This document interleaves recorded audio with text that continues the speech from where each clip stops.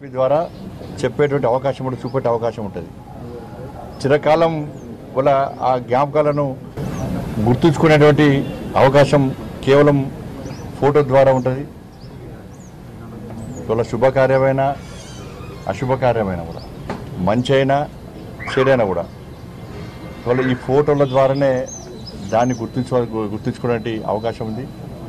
కాబట్టి అంతర్జాతీయ photography day సందర్భంగా అందరికీ హృదయపూర్వక శుభాకాంక్షలు తెలియజేస్తూ, ఇవాళ టెక్నాలజీ మారుతున్న టెక్నాలజీ తర్వాత ప్రతి వ్యక్తి ఒక ఫోటోగ్రాఫర్ అయిపోయాడు.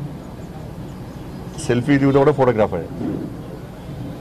కానీ ముఖ్యంగా మీడియాకి సంబంధించి ఫోటోగ్రాఫర్స్ అందరూ కూడా, కెమెరామెన్స్ కానీ ఫోటోగ్రాఫర్స్ కానీ అందరూ కూడా వాళ్ళ నిత్య వృత్తిలో నిమగ్నమై వాళ్ళు చేస్తున్నటువంటి సేవ చాలా గొప్పది.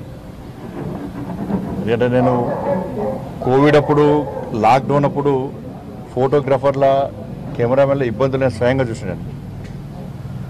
నేను గాంధీ హాస్పిటల్ పోతే ఒక కెమెరామెన్, ఒక ఫోటోగ్రాఫర్, వాళ్ళ కూడా కుటుంబం ఉంది. వాళ్ళ కుటుంబాన్ని పక్కకు పెట్టి వాళ్ళ తప్పకుండా మనం అక్కడ డెడ్ బాడీస్ కానీ అక్కడ చికిత్స పొందుతున్నటువంటి పేషెంట్స్ను మనం ఫోటో తీయాలి, సమాజానికి చూపెట్టే ప్రయత్నం చేయాలి, సమాజానికి జాగ్రత్త చెప్పాలి. నేను నా పేపర్లో, నా ఛానల్లో పనిచేస్తున్నటువంటి డ్యూటీ చేస్తున్నా కాబట్టి ఆ డ్యూటీకి సార్థకత నేను చేయాలని చెప్పి ఆలోచనతో ఆ రోజు వాళ్ళు చేస్తున్నటువంటి అన్ని ఇబ్బందులు పడ్డప్పుడు కూడా, ఎందుకంటే ప్రజలందరూ లాక్డౌన్ సందర్భంగా అందరూ ఇంట్లో ఉన్నారు, కుటుంబాలతో ఉన్నారు. కానీ జర్నలిస్ట్ కానీ, ముఖ్యంగా ఫోటోగ్రాఫర్లు కానీ, కెమెరామెన్లు కానీ పోస్ట్ మార్టం రూమ్లో కూడా పోయి ఇవాళ ఫోటోలు తీసినటువంటి సందర్భాలు ఉన్నాయి. అనేక మంది ఫోటోగ్రాఫర్లు కూడా, కెమెరామెన్లు ఆ రోజు ప్రాణాలు అర్పించడం జరిగింది. కానీ ఇటువంటి పరిస్థితుల్లో కనీసం వాళ్ళకు హెల్త్ కార్డులు పనిచేయి, ఉద్యోగ భద్రత లేదు. వాళ్ళు అనేక యాజమాన్యాలను, ఫోటోగ్రాఫర్లను చులకన గురించే పరిస్థితి ఉంది. ఇటువంటి పరిస్థితుల్లో పాలకులు వాళ్ళ సమస్యలు తెలుసుకోవాల్సిన అవసరం ఉంది.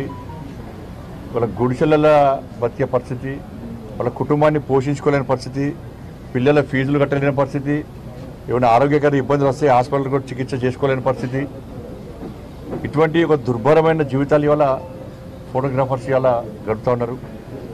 కాబట్టి ఇటువంటి పరిస్థితుల్లో పాలకులు కనీసం ఈ రోజన్నా స్పందించి, అంతే ఇవాళ స్పందించి మర్చిపోకుండా కాకుండా ఈ రోజైనా స్పందించి వాళ్ళకు ఫోటోగ్రఫీ డే సందర్భంగా ఒక కానుకగా వాళ్ళ సమస్యలు పరిష్కరించేటువంటి ఒక మంచి ఆలోచనతో పాలకులు ముందుకు రావాల్సిన అవసరం ఉంది. నేను అంతకుముందు చెప్పిన భారతీయ జనతా పార్టీ ప్రభుత్వం ఏర్పడ్డ వెంటనే తప్పకుండా ఫోటోగ్రాఫర్ సంబంధించి ఆ రోజు చెప్పింది, నేను మీడియాకు సంబంధించి కూడా చెప్పింది. మేము ఇచ్చిన మాట తప్పే వ్యక్తులం కాదు.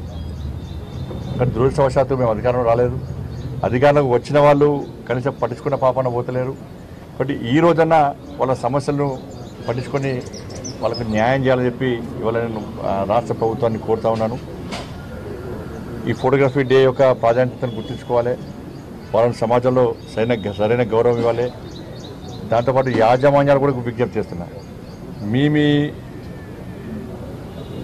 పత్రికలో కానీ, మీ ఛానల్లో పనిచేసేటువంటి ఫోటోగ్రాఫర్స్ కానీ, కెమెరామెన్లకు కానీ వాళ్ళ బాధలు తెలుసుకోండి, వాళ్ళ కష్టాలు తెలుసుకోండి, వాళ్ళు పడుతున్న ఇబ్బందులు తెలుసుకోండి. ఒక్కసారి సమీక్ష చేసుకోండి.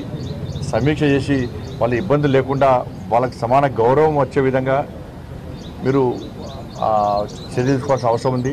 నేను ఒక్క ఫోటోగ్రాఫర్ ఇవాళ ఒక్క ఫోటో తీసి పేపర్ పంపకుండా పేపరే రాదు. ప్రేక్షకులు, పాఠకులు కూడా మ్యాటర్ చూడరు, ఫస్ట్ ఫోటో చూసిన తర్వాతనే మ్యాటర్ చూస్తారు. ఎక్కడ ఏ చిన్న సంఘటన జరిగినా, ఒక మర్డర్ జరిగినా, ఒక మంచి శుభకార్యం ఏది జరిగినా కూడా ఫస్ట్ ఫోటోగ్రాఫర్ యొక్క వాటినే కోర్టులు కానీ, చట్టాలు కానీ, ఇవి కానీ ఆధారాలుగా సేకరిస్తాయి. బట్ అంత ప్రాధాన్యత, అంత ప్రాముఖ్యత కలిగినటువంటి వ్యవస్థ ఇది. కాబట్టి నిజంగా మీరు అందరూ ఫోటోగ్రాఫర్గా, కెమెరామెన్గా మీరు ఉండడం చాలా సంతోషం. మీకు అదృష్టం అది. మేము ఫోటోగ్రాఫర్ కావాలంటే కాలేము, మీరు ఒక పొలిటీషియన్ కావాలంటే కావచ్చు, కానీ మేము ఫోటోగ్రాఫర్ కావాలంటే కాలేము.